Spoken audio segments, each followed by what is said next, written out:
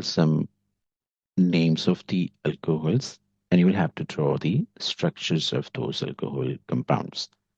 Number one, propane 2-ol. Then butane 2-ol. 2-methyl propane 1-ol. 2,2-dimethyl propane 1-ol. So just pause the video and try to draw the structures.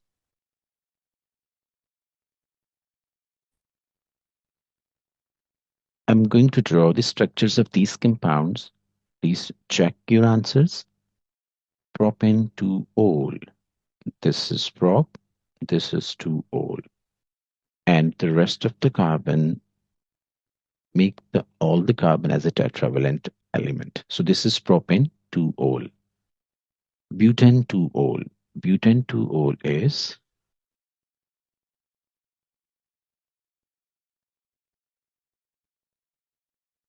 this is butane 2-ol. 2-methyl propane 1-ol. Prop mean there must be 3 carbon. 2-methyl mean the branch must be on the second carbon. 1-ol mean the OH must be on the first carbon. So make every carbon as a tetravalent element by inserting the hydrogen atoms. This is 2-methyl propane 1-ol. Now 2,2-dimethyl propane 1-ol. Propane, the longest chain, contains 3 carbon because propane 1-ol mean the alcohol is present on first carbon. Dimethyl mean there must be 2-methyl group and both are present on the second carbon. So that's why both methyl group are present on second carbon, and then complete the rest of the structure by inserting hydrogen atoms.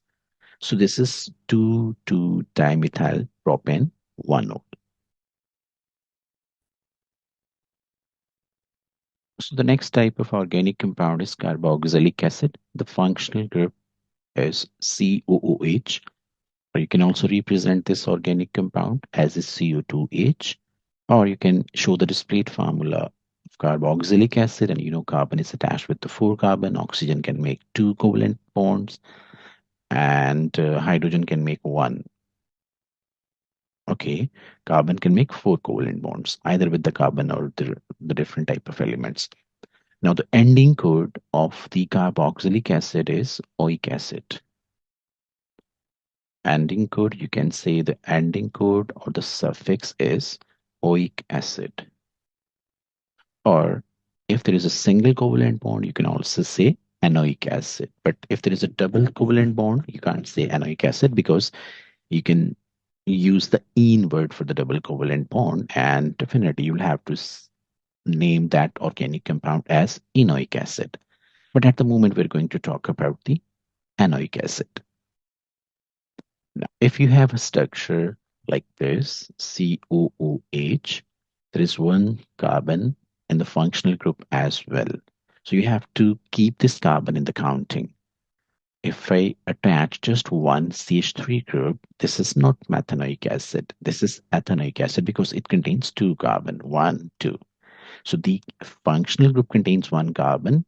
It must be the part of the organic compound. So this is methanoic acid. Sorry, ethanoic acid.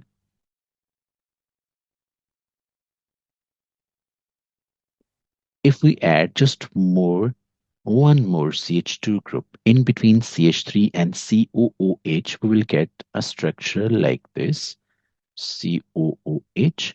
If we add just one CH2 group in between CH3 and COOH, we will get propanoic acid, not ethanoic acid. This is propanoic acid because the part of the carbon which is the part of this functional group, that is also be included in the name. Now, if we add just one more CH2, we will get butanoic acid. Okay, because there are four carbon atoms, one, two, three, four. So this is butanoic acid. Now, carboxylic acid can be represented in the form of discrete formula. This is the carboxylic acid. So if you want to add some more hydrogen, you can add on the left hand side. But if you don't want to add hydrogen, or if you don't want to add the carbon, you can add hydrogen. Okay, if we add hydrogen. Now, this organic compound contains just one carbon. So this is not ethanoic acid. This is methanoic acid. Okay, so if I rub this carb hydrogen and if I add carbon for this. Now, if I add carbon, then there must be three hydrogen atoms. So this is CH3COOH. This is ethanoic acid. If I add one more carbon, this is propanoic acid. If I add one more carbon, this is butanoic acid. So you can add the hydrogen or the carbon on the left side of the carboxylic acid. You can't attach the more carbon with this oxygen because this oxygen is already it has two bonds. You can't add the carbon with this oxygen or with this hydrogen. So try to add the carbon with this carbon on the left hand side and you can extend the organic compound. Now, if I want to make the branch, let me make a branch in the organic compound. This